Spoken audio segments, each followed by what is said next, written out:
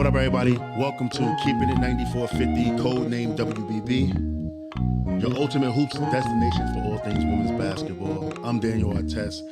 Got my brother K.Dot. K.Dot, Happy New Year, brother. I hope that you're doing good. You look great with the WNBA hat. I love that orange hat. Happy holidays. I know we ain't tapping in a minute. We've been busy. You know what I'm saying? We've been a little bit slurs a little bit.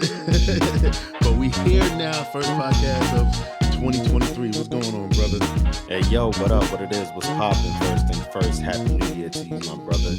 And I just want to let everybody know that, yes, it's been a little while since our last episode, but everything's all good, man. We were supposed to record December 31st, but activities got into the way.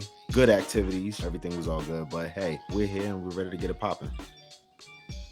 Yeah, most definitely. Ready to jump it off. So basically, we're just going to recap our favorite moments from the 2022 year, pretty much. So we got 22 moments for 2022, and we're just going to get right into it. Disclaimer, these are not in order.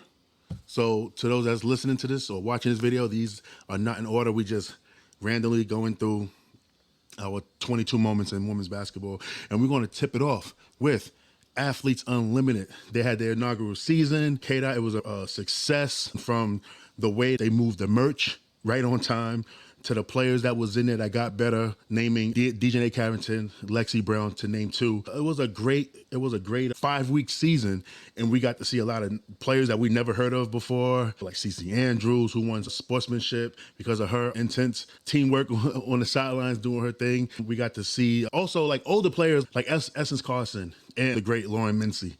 You know what I'm saying? And then we was able to boost our podcast up a lot by doing some interviews with certain players from AU and stuff.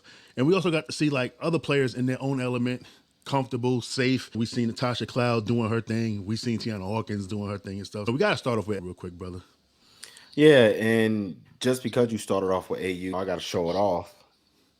Ooh, okay. The league champion, Tiana Hawkins. Shout out to Tiana for that incredible display of hooping during the AU season. What impressed me most about AU is that just the incredible access we were able to have. Just from our perspective, if you remember in 2022, we were able to do a plethora of different podcast episodes with you, and we were able to get as much access as possible doing a lot of the interviews via Zoom, which was incredible. And I just think that AU has been a great stepping stone, and I think it'll continue to improve as we move along as a great stepping stone for players that are not necessarily known coming out of college, but a great like segue into possibly getting their WNBA shot. We've seen the likes of Taj Cole, who was incredible in AU and was able to get a training camp deal with Connecticut. And I think that was just incredible. We've seen Lexi Brown,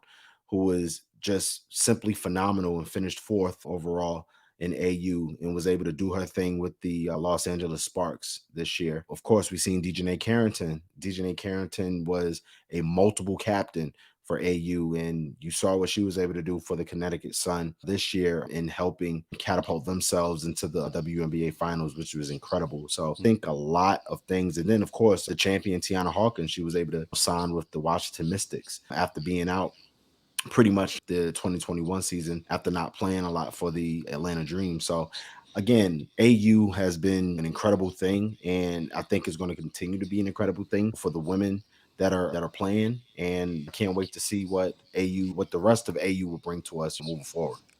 Yeah, I'm excited about season 2. I know they moved to Dallas. They got more players now. You got gold medal Leash in the building coming up. Man, it's gonna be tough this year. I think it's gonna be super tough. Even though it was tough last year, it's going to be interesting to see how this one is going to play out. I think it might be, obviously, it's going to be a new champion. I don't think Tiana Hawkins is in it this year. Unfortunately, I think that she should have returned, protect her throne and stuff, because what she did, man, what she had, 38 one game, then followed it up with 46. You know what I'm saying? She just went on a tear to end it, because we thought Natasha Cloud had it locked. She was distributing the ball, rebounding, scoring. She was doing it all. But then all of a sudden, out of nowhere, Tiana Hawkins just. But a lot of other players too that I haven't seen that I was enjoying, like Air Hearn, Drew Edelman, Rebecca Harris too as well. I didn't even know who Rebecca Harris was until I seen her at you, and man, she could knock that 3-ball down, man. You know what I'm saying? So definitely looking forward to seeing in season 2 to see how that's going to rock out. We're going to be there supporting it, doing podcasts about it. So just stay with us, stay with us. All right, we're going to move on to number 2, and number 2, man, we already know it's obvious, man. We gotta go with the champion real quick, man. We gotta talk about A'ja Wilson's dominance, K.Dot, man. You know, A'ja Wilson, and we're gonna get into the aces too as well. So we're probably gonna hear about A'ja Wilson a little bit in this on these little moments and stuff like that. But A'ja had a banner season, K.Dot. Look, 2022 was her year. She won the WNBA MVP, WNBA Defensive Player of the Year. She got a title. She got a FIBA World Cup. She was World Cup MVP as well, and she was also USA's Female Athlete of the Year. K.Dot, man, like, we talk about A'ja Wilson a lot on this. She's just the it girl right now. She's the face of women's basketball overall, and what more can anybody else say about her in 2022? We heard the little crickets from other people, from the naysayers, the doubters, on how she was playing and her versus Stewie and everything. We seen that, and I'm just like, listen, nah.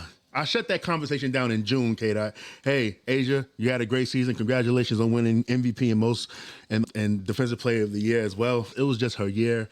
And for the foreseeable future, man, it's going to be interesting how she develops as a player. She's still young, so I'm really looking forward to see how she comes back in 2023.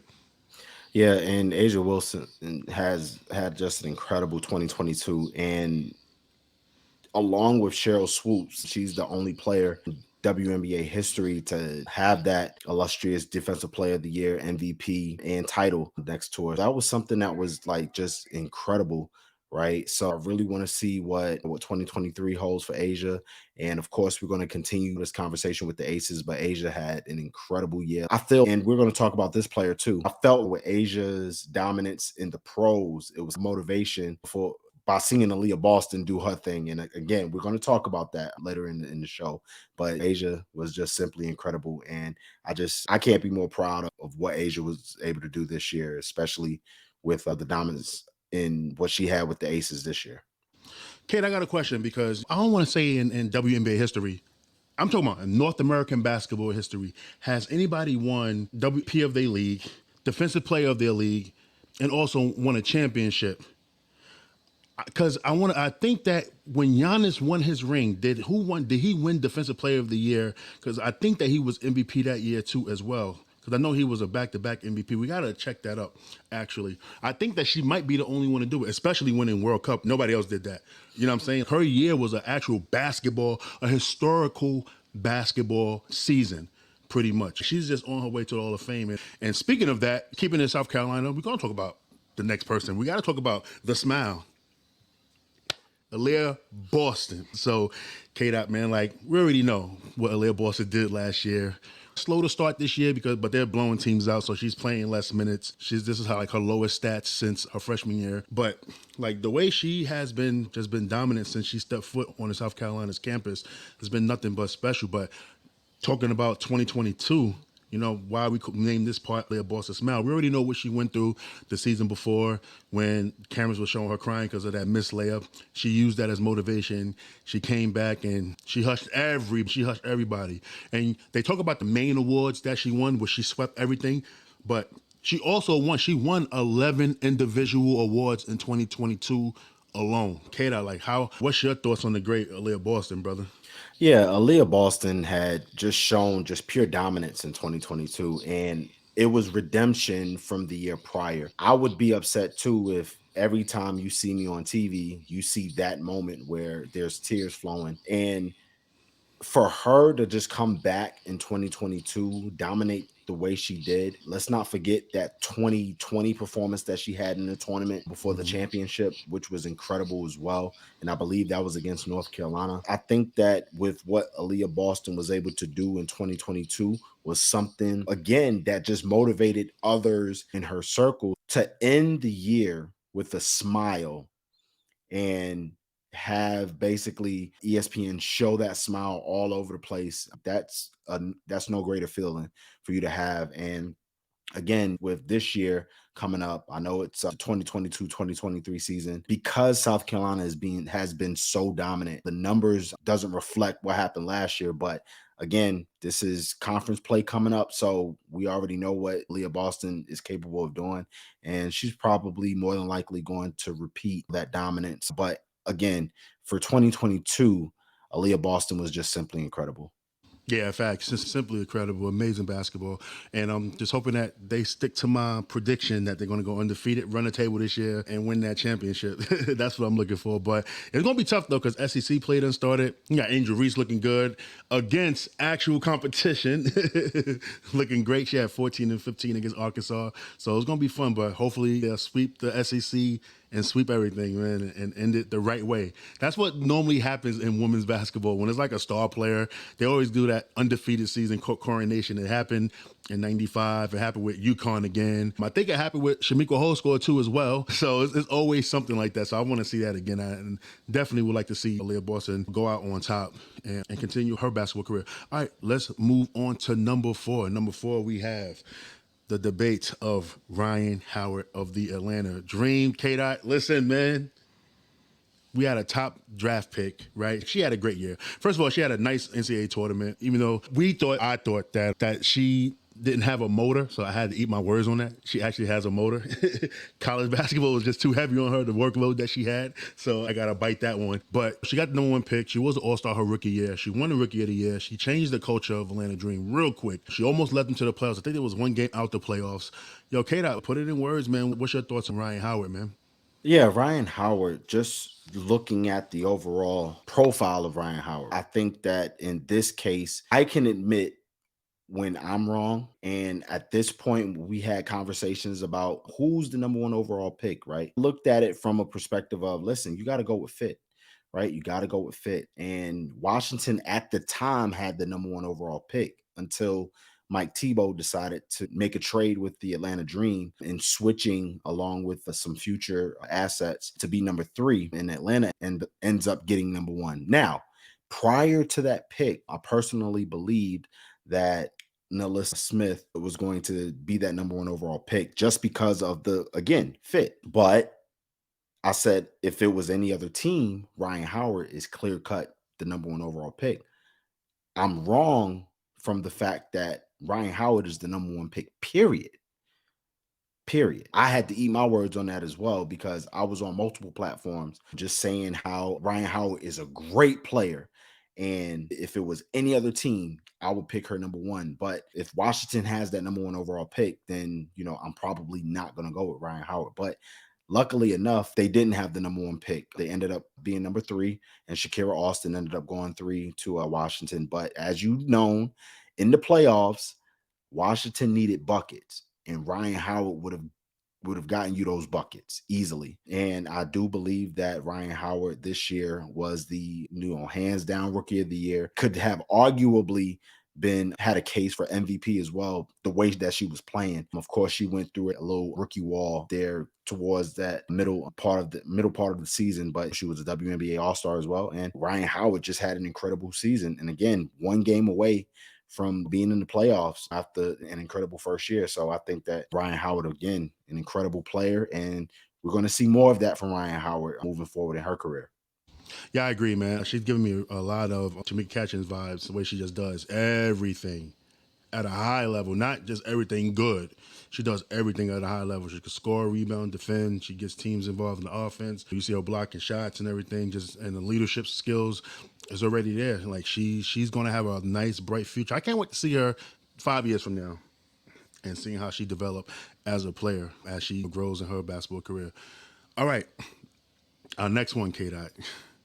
We got to go back to the step back god, Chelsea Gray, man, and her MVP moments. Yo, listen, K.Dot, now we talk about Wilson having a great banner year. So did Chelsea Gray, to be honest. Chelsea Gray, she was snubbed for an All-Star, but other than that, she won the WNBA Finals MVP, and she won the Commissioner's Cup MVP as well. And she had a span in them playoffs where she was the best player in the world.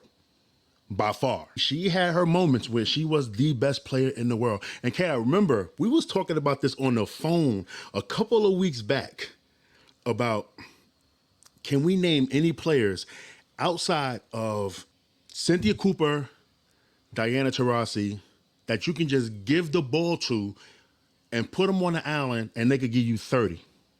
We couldn't really name some. Even Maya Moore's on that list. Maya Moore's on that list. And that's an actual separate podcast. I can't believe I just spilled the beans on that. But Chelsea Gray is the island goddess as well. You know what I'm saying? When it comes to 4 out, clear it out, it's time for me to get these buckets and nobody could do nothing. Because we know women's basketball is predicated on teamwork, team play like that. But it's a selected few that you can just leave on an island and I could just take over a game one on one and just get you a basket. And Chelsea Gray's on that list. We've seen it. And her moments right there when she would look like she was the best player in the world is crazy. I got her coming in, K.Dot, next season as the best point guard in the league, hands down. I don't see nothing else. I know y'all may have y'all other lists, whoever's listening to this, but Chelsea Gray, the best point guard in the WNBA, man, next season. I'm calling it out right now. Go ahead, K.Dot. What's your thoughts? Yeah, 100% agree on Chelsea Gray. I've called Chelsea Gray. Her nickname for me is I'll get you one. And it's always been a nickname that I've really honed to because Chelsea Gray is that one player that it doesn't matter what moment of the game it is. She's always going to get you one.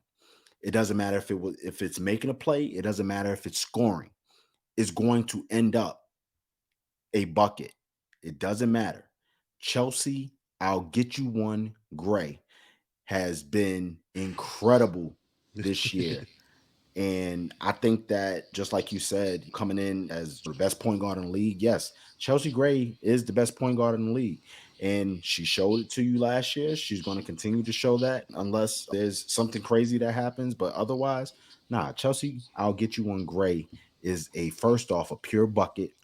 Secondly, one of the best leaders that you could ever have for a team. So that's kudos to you, Chelsea Gray, for sure. Facts. Definitely, man. Like what she did, it was just mesmerizing what she was doing with that step back. That was crazy.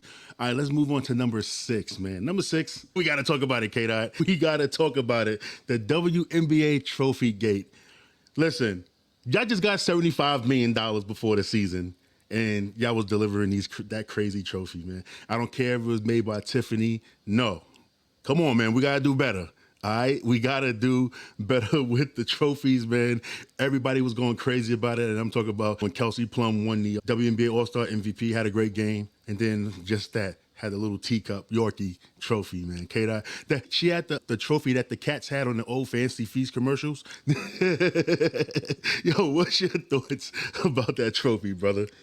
Yeah, she definitely had that type of trophy. That's one of those trophies where you can put your little T in. So I think that and what's crazy about that, Kathy Engelbert, the commissioner of the WNBA, she brings out another trophy, I believe, when they won the finals, and it was smaller than the trophy that she got from All-Star. Yeah. And there was another trophy, and shout out to Kelsey Plum again.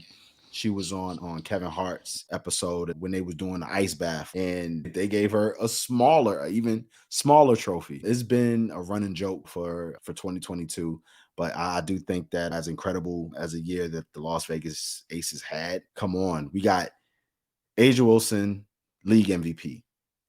You got Kelsey Plum, All-Star MVP. Hold that off, because that's later down the line, K.Dot. Okay. But I can't just stop. Then you got Chelsea Gray Finals MVP. But yeah, I mean, yeah, come on, bigger trophies. Yeah, bigger. They deserve it. Bigger trophies. Yeah, bigger trophies, man. But we're going to stick with the All-Star stuff, K.Dot. We're going to stick with the All-Star because, listen, man, come on. We got to talk about this too, all right? Because we did not see this coming at all. This is a mid-30s Sylvia Fowles. She gets the steal. She's going to the basket. And I'm like, all right, cool, nice little layup.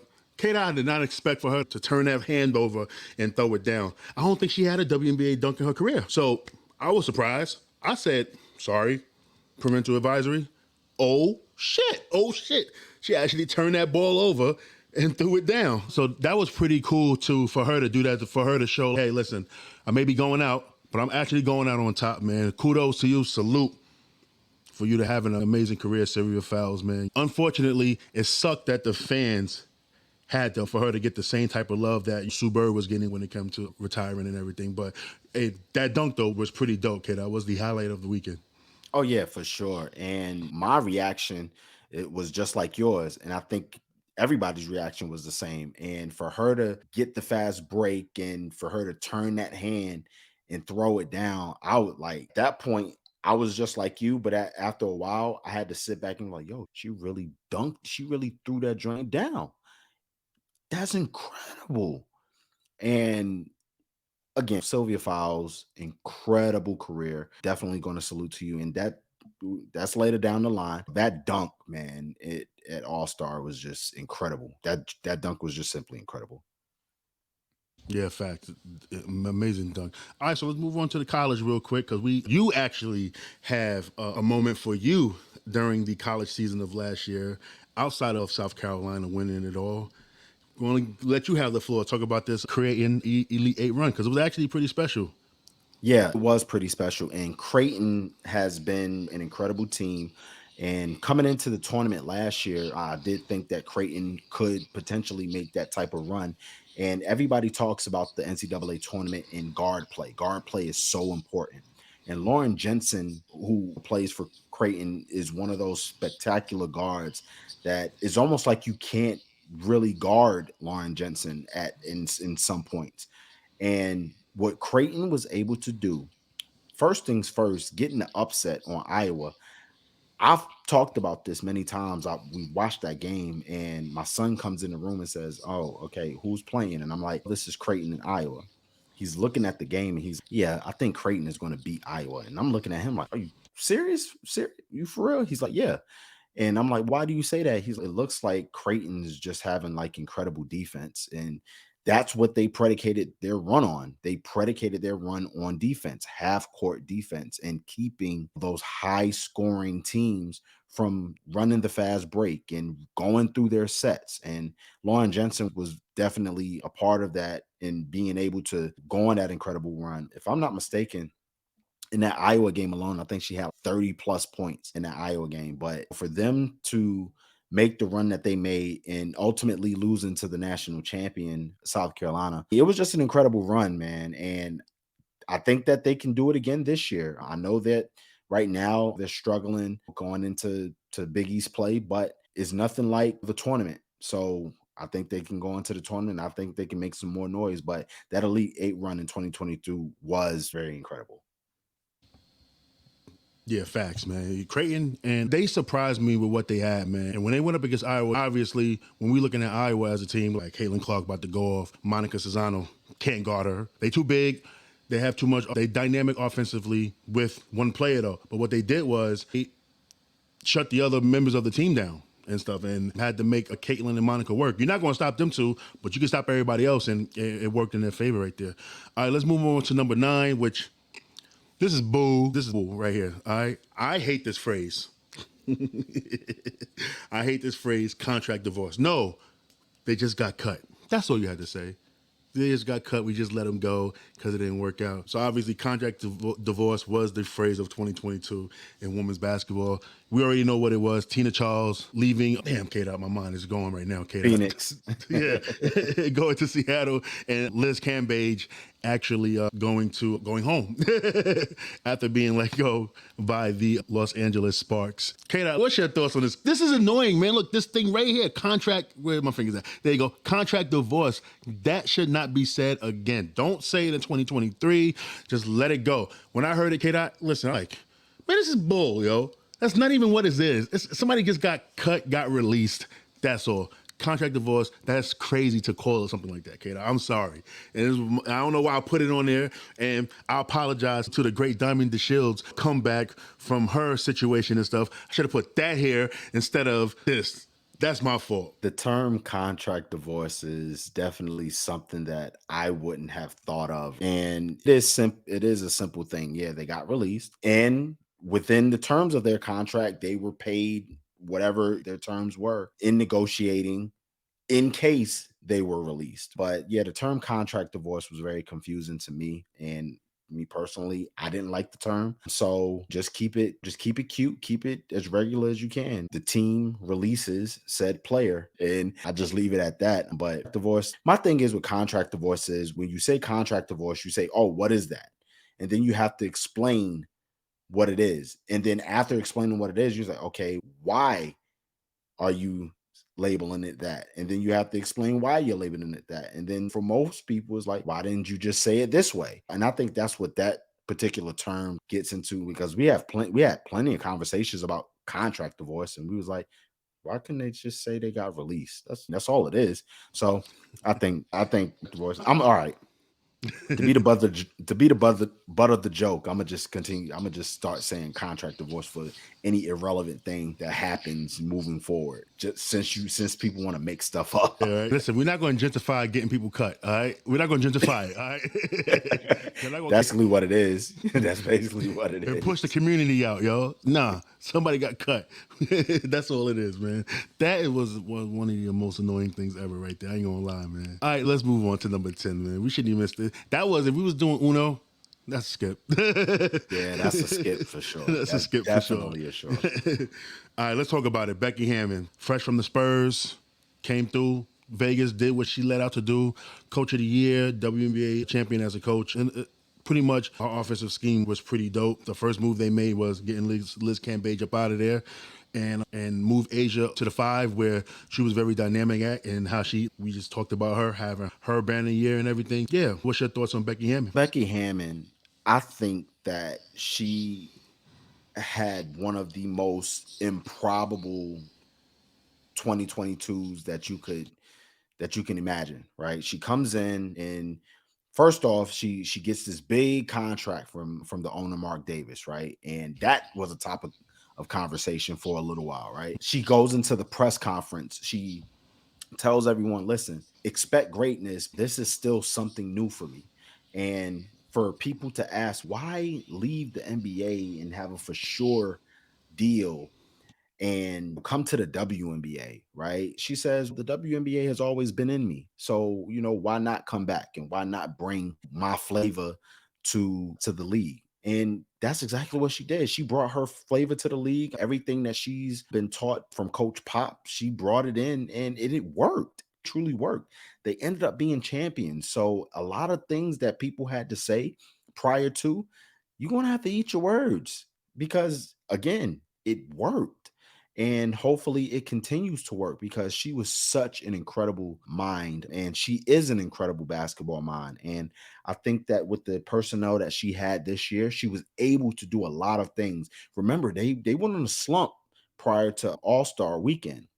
And once they got out of that slump after All-Star weekend, like they just continued to roll with it, and they were able to just dominate. And really, I'm really excited to see what Becky Hammond brings to us going forward. Yeah, facts, man. Hey, K.Dot, man, we forgot, man. When she got that $1 million, man. Cash her out. Had to cash her out. When I first heard that, I said, damn, that's what we doing? That's crazy. But yeah, man, great her win and bringing that Spurs mindset, because she's running a lot of Spurs offense. I'm a Spurs fan, K.Dot. I was excited. Yeah, man. Shout outs to Becky Hammond. Had an amazing year, and hopefully she could do it again. All right, let's talk about it. Let's move on. Let's move on to. Hold on a minute. Quick disclaimer. Oh, what's up? You scared the hell out of me when you did that cash joint. But we're gonna keep that quiet. Contract divorce. I got a sound for contract divorce, K.Dot.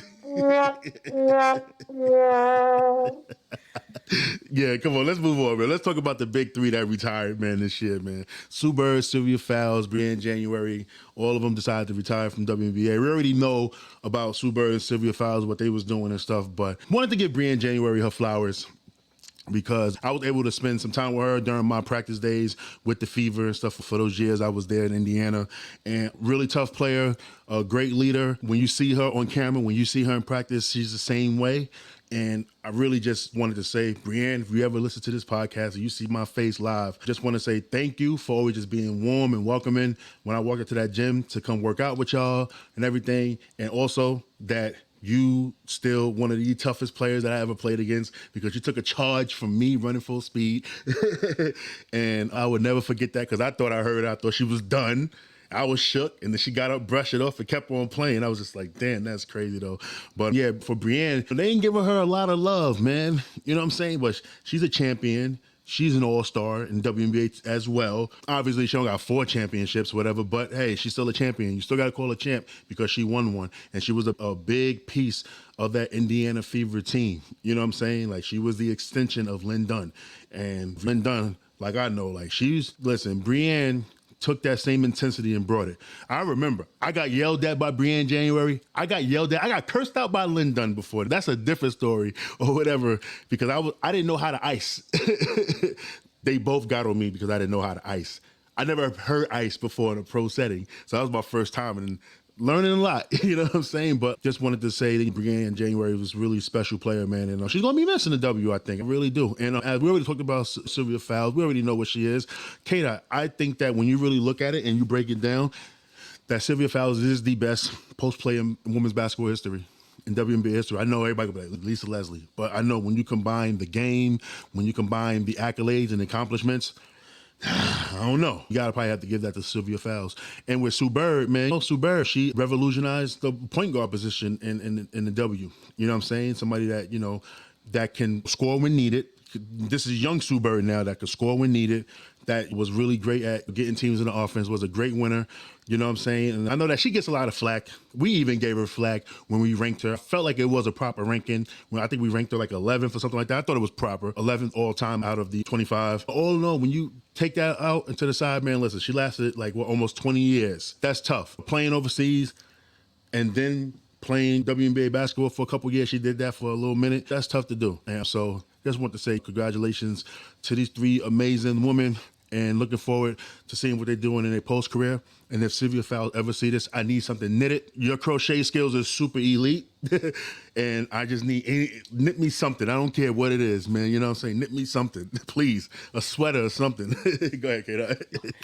Yeah, and I want to give kudos to all 3 of these women because they have been a key part in my basketball career, following all 3 of them. I can admit Sylvia Fowles was someone I really wasn't a fan of because she's always been the opposite of teams that I've been fans of. She played for LSU. I can't be a fan of LSU.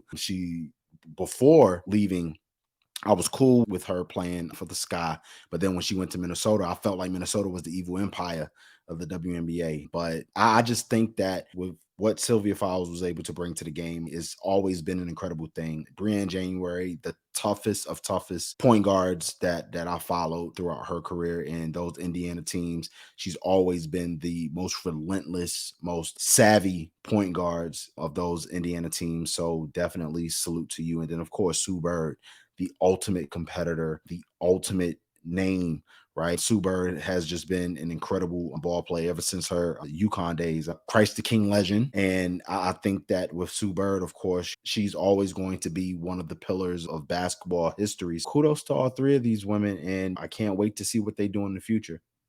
Yeah, facts. All right, we got to move on to this one.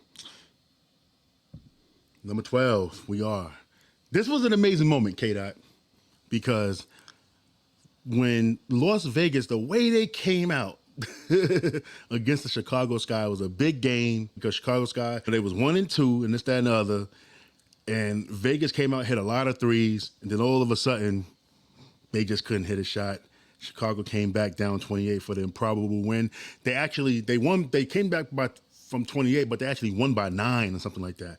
That was crazy in itself because normally when you're doing a big comeback like that, the game is close to end it. You don't go back and so they just ran right through what Vegas had, and we seen it. And that was actually the stuff that you was talking about with the Aces when they had their slump, because that was a part of during that slump too as well and stuff. I thought that was a pretty cool moment to see as the biggest comeback, and it was the biggest comeback in WNBA history. I think they said that, and so it was actually pretty cool. And with the way they did it, it wasn't like one person dominating. It was a total team effort, the way they came back and played and stuff. And unfortunately, we got to talk about Chicago Sky again in these moments and stuff. But what was your thoughts about this comeback? Yeah, it was an incredible comeback, and they walked the Las Vegas Aces down. Like, they walked them down. It wasn't like one of those crazy fast break type runs, right? It was just one of those things where they got stops on defense and they were able to do what they do on offense. And what's incredible about this 28-point comeback is a lot of the comeback wasn't a part of 3-point shooting for the Chicago Sky. They were just running their sets. And again, defensively, they were able to just get stops. The Aces had an incredible 3-point barrage in the first half. It seemed like they couldn't miss. And then just suddenly the Chicago Sky, they were able to walk the Las Vegas Aces down in the second quarter. And I think at that point, the game it was a 28-point lead. And I think at the half, it was probably like an 8 or a 9-point Aces lead, if I'm not mistaken. And then it just continued in the second half for Chicago. I think that this was the game, to me, that kind of woke up the Aces, just from a perspective of, listen, we're good, we're dominant, but we can still be beat. So we just need to make sure that we don't get beat. And the Chicago Sky just did an incredible job, just making sure that they just were relentless and just not getting blown out. This comeback was definitely a great one. And I remember watching this game and us going back and forth. We were like, is this happening? Is this really happening? Chicago is like walking them down an alley right now. It's crazy. Yeah. They walked them out down the alley, took their lunch money from them and stuff, and walked them back in. It was like, here, watch me spend this lunch money too as well. Remind me of an old Busta Rhymes song. Rob them and go to the bar and buy drinks with it. That's what it is. But we're going to move on to number 13.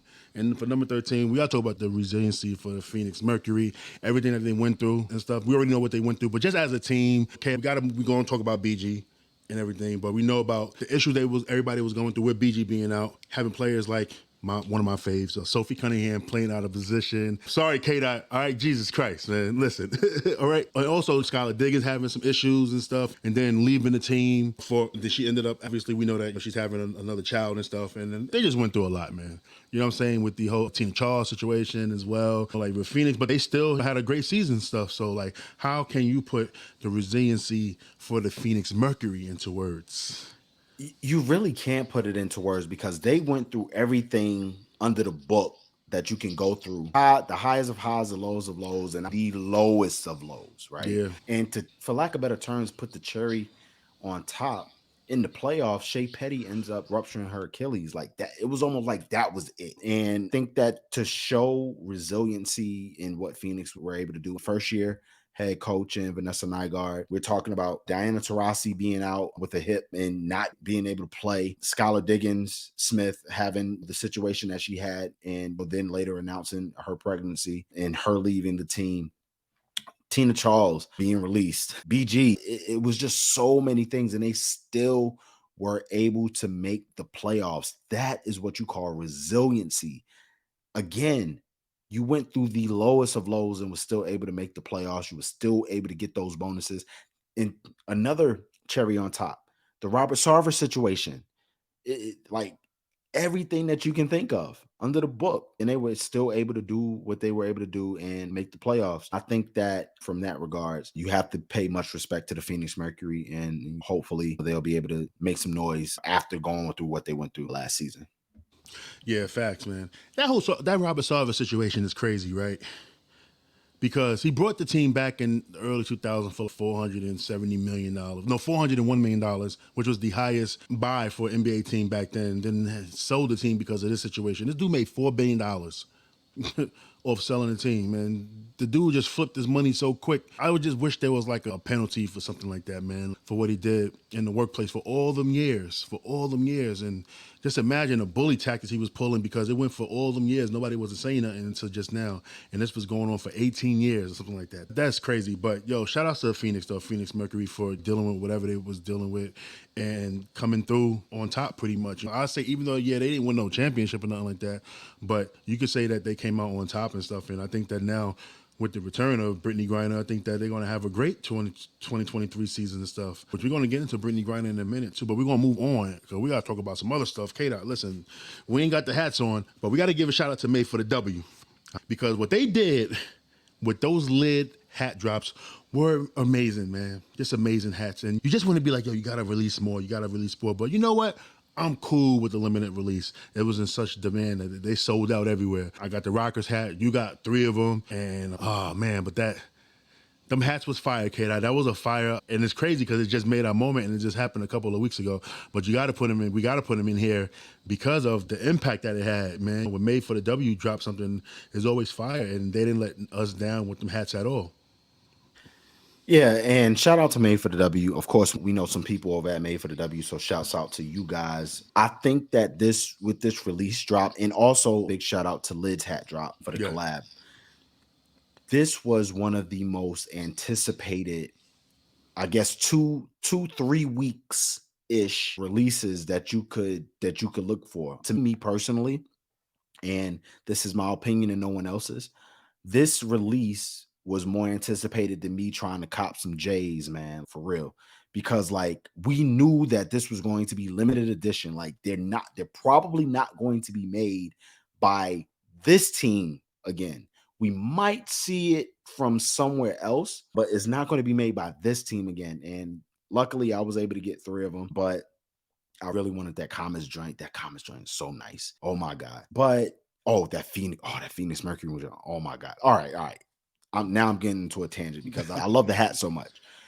But for them to release them the way that they did and for the hype to be around it, man, it was an incredible thing. And I'm just glad that we were able to be a part of that. We did have a quick show on that. And mind you, there will be a show on ranking them. So stay tuned for that. Yeah. Power But yeah, rankings, baby. it will be a hat drop power rankings.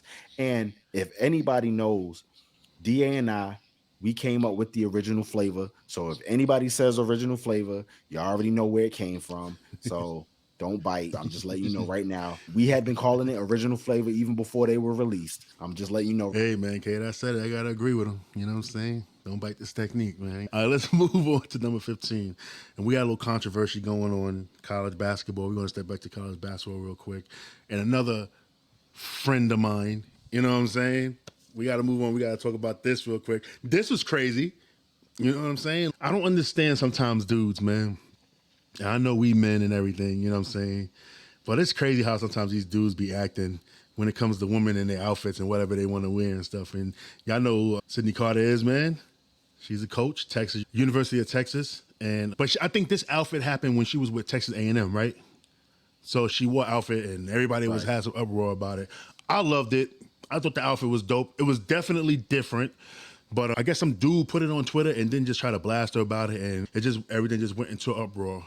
And so now she's just stepping into her light, and she's been shining with her gear ever since, man. Like she is just pushing the boundaries of dressing up in fashion and stuff. I think she had something that was like gold sparkly just recently. I seen a picture of her today and stuff. Everybody in the hood that know I talk women's basketball be like, "Yo, son, who that?" I'm like, "Listen, chill. Y'all relax.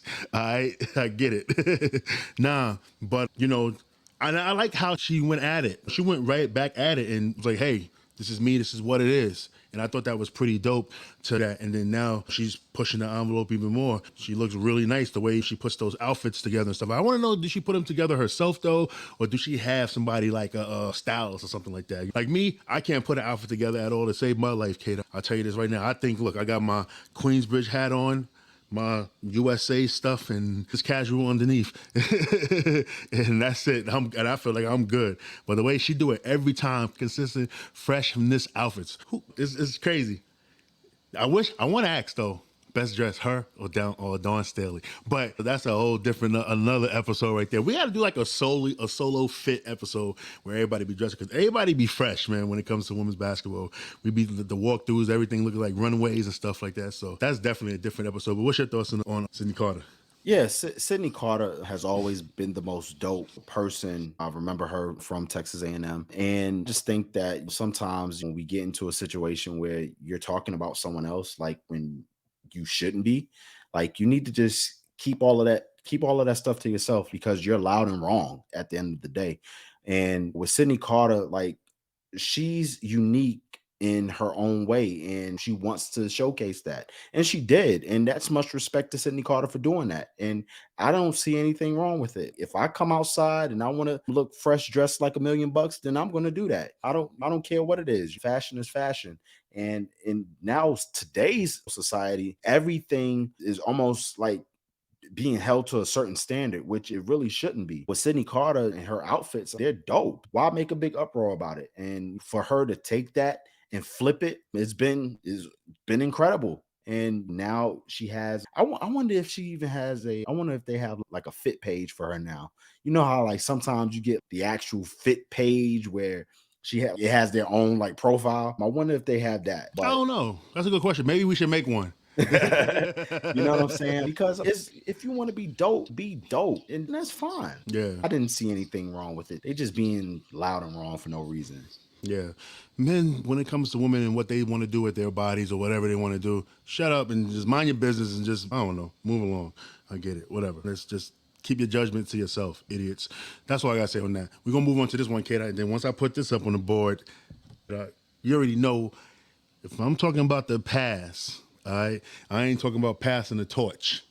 I'm talking about Marine Johannes, the pass that she did against Chicago. Man, behind the back, over the head, whatever it was, K.Dot, that pass was the pass of the year, man. That pass was crazy. You know what I'm saying, K.Dot? And actually led them to a win, a nice win over Chicago Sky. But the pass is all we was talking about, man. 'Cause like, she's just a different player, man. She is dope in her own right. She's just always doing something, whether it's hitting a three from way beyond the arc or just creating the way that she creates offense for her teammates, man. Like, that was dope. That was a dope moment right there, K.Dot. Yeah, the pass that sparked the run. Yes. An incredible pass. I mean, incredible. And yes, that pass was the reason that the New York Liberty were able to upset the Chicago Sky in game 1 of the WNBA playoffs. And I think that pass alone should be one of the greatest moments in basketball history, period. And Marine Johannes, she had been an incredible spark to the New York Liberty since she had got there.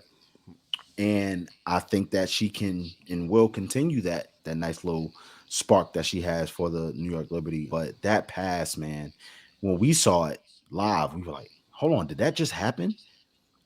It Right. was almost after we said that, then we became speechless. We was like, oh my God. But Yeah. hey, again, that's the pass that sparked the run. And I was glad that the Liberty were able to get a win out of that. I really enjoyed that pass. Yeah, it was a great moment in basketball. You know what I'm saying? Because of the gravity of the situation and the fact that it happened in a playoff game. Like that was huge, K.Dot. That was huge. All right, let's move on to our next one real quick. We got to talk about Mrs. Triple Double, K.Dot. We got to talk about it. Alyssa Thomas. You know what I'm saying? Connecticut's son.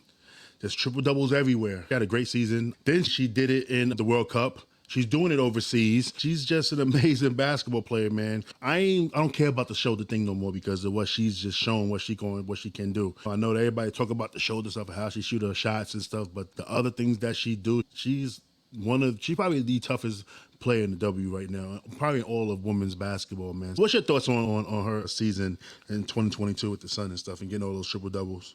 Yeah, She got one in the finals too. I don't want to forget to mention that she got one in the finals, the only right. one. Yeah, it's Right. crazy. Alyssa Thomas is just an incredible player overall. And for her to have the triple doubles that she had this year, if it wasn't for Asia Wilson, me personally, she could have arguably had been the same thing. MVP, defensive player of the year, like arguably. And that's just my personal opinion, just looking at it from the grand scheme of things. But of course, when you have Asia Wilson there, you can't deny it. But Alyssa Thomas, man, Jesus, to do all of that with 2 torn labrums, that's more It's crazy. that's crazier in itself, man. And geez, I'm speechless. I'm truly speechless because she continued this dominance in World Cup play as well and was able to do a lot of what she's doing and continues to do what she's doing overseas. And she's just an incredible person, an incredible basketball player. Yeah, definitely. Would you go as far as to say, because I say that Asia Wilson, if we do a rankings, I would say Asia Wilson's number one in the world right now, everything that she did. I would put Alyssa Thomas two, to be honest. And then I would put Chelsea Gray at three. I would do If that. you're talking 2022, Yeah. I 100% agree with you. Just looking at, and again, you got to look at the grand scheme of things, right? What these players were able to do in 2022 and what impact that they had on their teams in Yeah. 2022. Yeah, and I know You that know, sucks because it's putting Stewie fourth. Everybody probably gonna go crazy. Like she should be 1 or 2. Like, no, I don't know. As great yeah, as she like is, though, but just Alyssa Thomas was just tough, man. They like Connecticut probably would have had a down season if she wasn't there. Like there was times where she was just willing them, and she was holding players accountable and stuff. And I felt like that reason was why Jonquel Jones wasn't Jonquel Jones this year. Because you do see her when the times was getting tough that you see Alyssa just yelling at everybody. And remember, Kate, I was wondering, like, how come two players that can't get it together and stuff? I just felt like Alyssa Thomas just had that I want to win attitude and stuff. And she let you know that she wanted to win. And the fact that they just came off the WNBA finals and with that emotion of losing, then going over to Australia to play in that world championship. And then the numbers that she was doing there, I was just like, okay, all right, she's different. Maybe, shoot, maybe Asia got lucky in that one and won MVP because Alyssa was right there. You know what I'm saying? But let's move on. Listen, we talked about the past, right? We talked about Chicago Sky 28-point comeback, but we got to talk about the Sky fall now. Now the Sky falls, K.Dot. You know what I'm saying? Remember that game 5, the Chicago Sky against the Connecticut Sun. Winner goes on to the WNBA Finals to face the Aces. And this was the series that me and you wanted to see. We didn't want to see Connecticut versus Las Vegas, K.Dot. We didn't want to see that. We wanted to see Chicago. We wanted to see number 1 versus number 2. And Chicago fumbled it. They got to within 3 minutes and 46 seconds. And then the Connecticut Sun just goes on an 18-0 run to send them back packing. It was one of the greatest runs that I've seen all year long from Connecticut. What they did, they just completely shut Chicago down. Candace Parker was just rendered useless. Emma Mieseman was rendered useless. No Kalia Copper. Vander Quiggs, nobody. No Gardner, nobody. And that was a crazy run, but I was really upset with Chicago for messing it up. They fumbled an amazing series that we could have been talking about today. Man, that series should have won 7 in the finals or whatever, but nope. We got Vegas and then Connecticut. So talk about the disappointment about the Chicago Sky and how they let one slip away, K.Dot. Yeah, first off, the disappointment dates back to 2021 because the Las Vegas Aces didn't make the finals in 2021. And for Chicago not to make the finals in 2022, that was just utterly disappointing for me. And 3 minutes and 46 seconds, 18-0 run after being up, I think 8 or 9 points, if you will, the Chicago Sky. The same thing happened in game 1 at the start of the playoffs against New York Liberty. New York Liberty had a 13-0 run after that. Once that pass came into fruition, 13-0 run, boom, Yep. just like that. And for you to the way you start your playoff run is the way you end it, and that's on both runs. With I think the New York game, that was less than 4 minutes to go in that game. Same thing with this Connecticut Sun game, less than 4 minutes to go. And I just thought that it was just one of those things where it was like, oh my God, what's going on here? What are we doing? And unfortunately for the Sky, it didn't come into another finals appearance. But I think sometimes that's where the ball bounces. Yeah. And unfortunately for the Sky, it didn't go well for them. And after the whole incident, too, remember they got into it before that. Like they was about to come to blows or something like that. So I think it was Candace Parker and I forgot who else, but they looked like they was about to get into a little scrap. And then that's how Connecticut answered. All right, we ain't gonna get into it, y'all. We just gonna kick your ass up and down this court real quick, go on to the finals and send y'all back packing and stuff, man. That's crazy, man. All right, let's move on to number 19. We're almost done. We're about to close the show out soon. Let's move on to number 19. This one is all K.Dot because K.Dot had a fun time on my birthday. On my own birthday, K.Dot had fun. He's meeting with Asia Wilson and Gold Medal Leash. I know her name is Alicia Gray. It's just Gold Medal Leash to me because I just like the way it sounds and stuff. It's just kind of dope. And it's also one of my favorite players too. But I'm meeting Alicia Gray at Asia Wilson's camp and stuff on my birthday once again. I couldn't be there because I'm still with this back stuff that I got going on with me right now. K.Dot, the floor is yours. Go ahead, take it away. And yeah. That was an incredible Sunday. Asia Wilson had her camp, and it was a great camp. She had an entire weekend of activities. She had her sneaker ball that Saturday. She had the court unveiling that Thursday or Friday. There was so many things that were going on that weekend, and I was blessed enough to us that Sunday for the camp and meeting Asia Wilson in person for the first time ever. I had actually met Alicia Gray earlier than that. She did a basketball camp with Tiffany Mitchell in the same school about 2 or 3 years prior. So I had already met Alicia Gray at that time, but just meeting Asia Wilson and just having a conversation with her. We have a degree of separation. My aunt, she tutored Asia Wilson when Asia was in high school. And when I mentioned that, she was like, "Oh my God, that's incredible.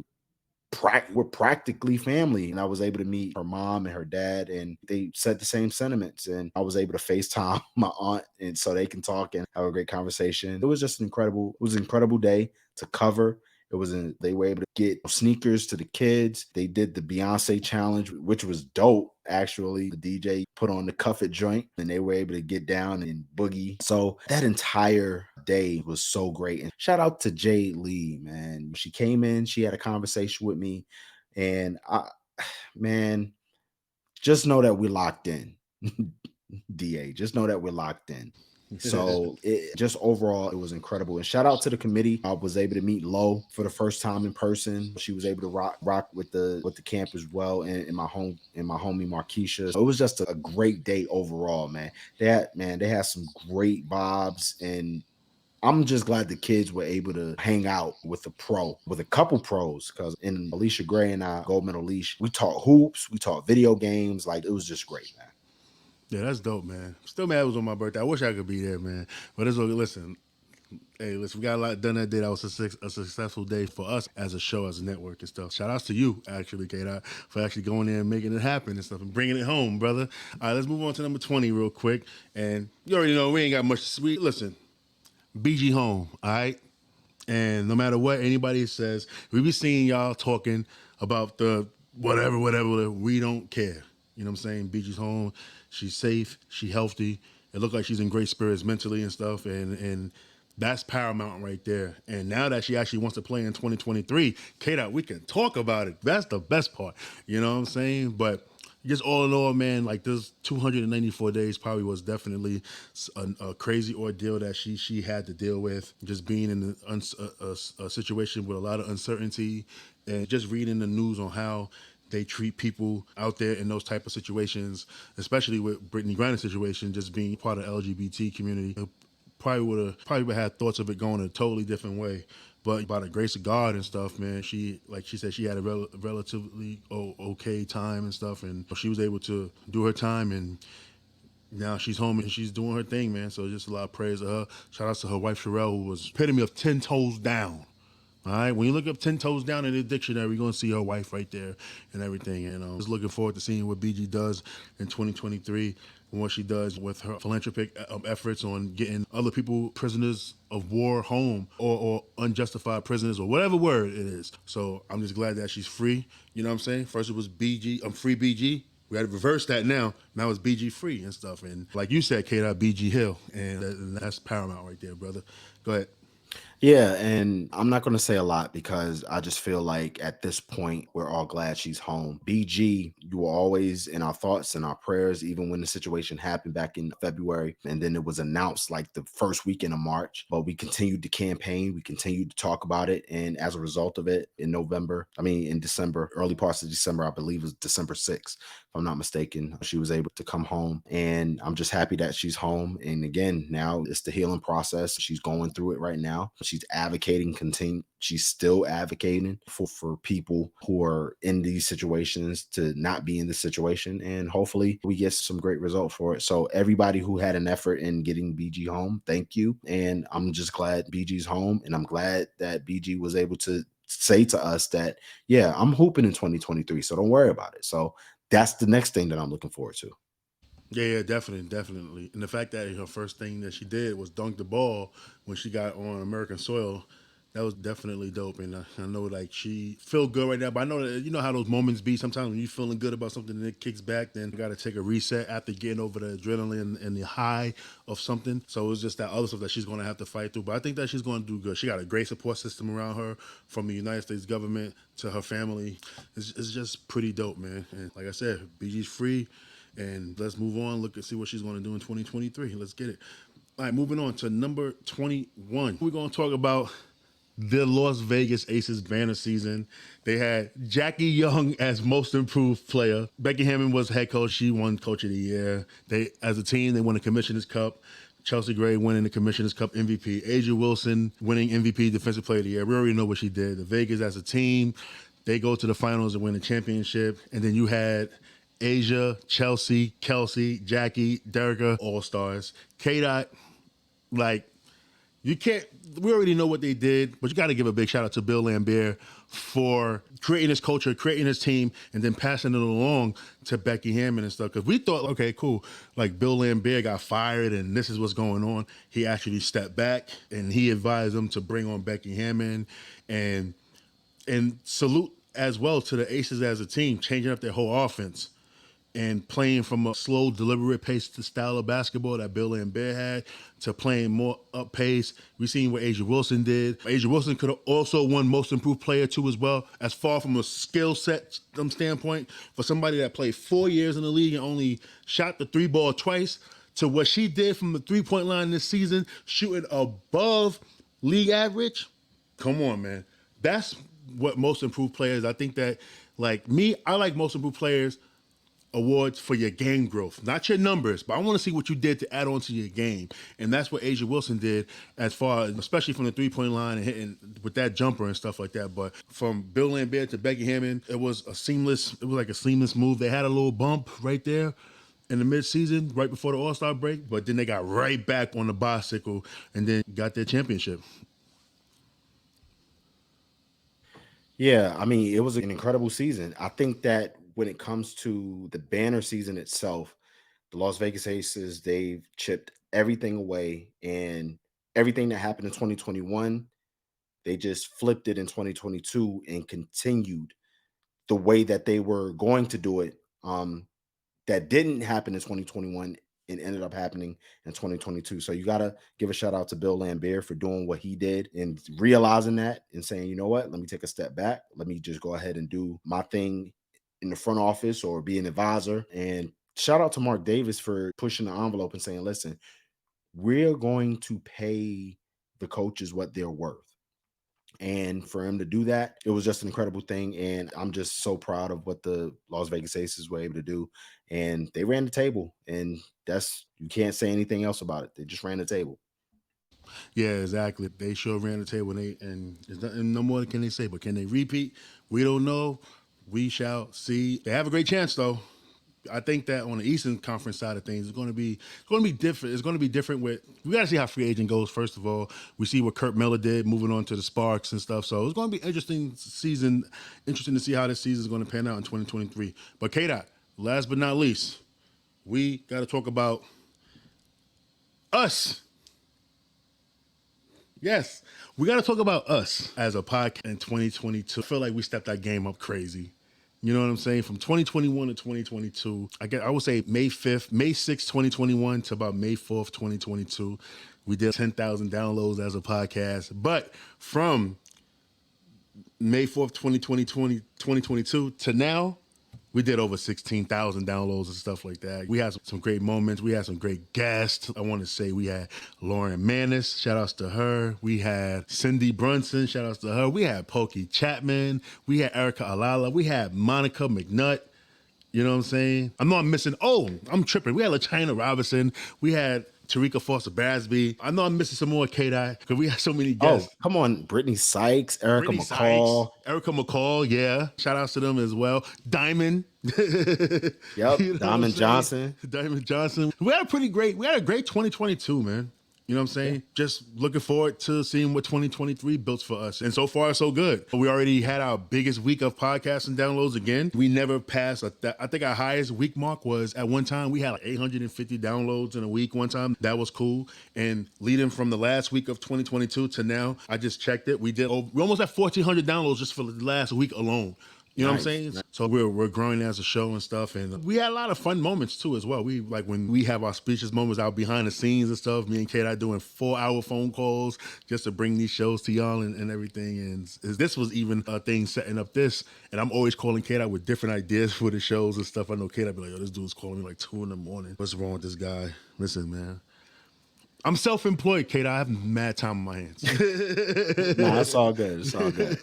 I come up with these things, you know what I'm saying? That's why I be like, yo, get a Slack. I'll put everything in a Slack document. You know what I'm saying? Instead of texting and blowing your phones up. Nah, but like we had great times, man, so far. It's been fun. I'm just looking forward to 2023, just doing even more, man. I just want to do even more with it. So what's your thoughts, man, before we get out of here?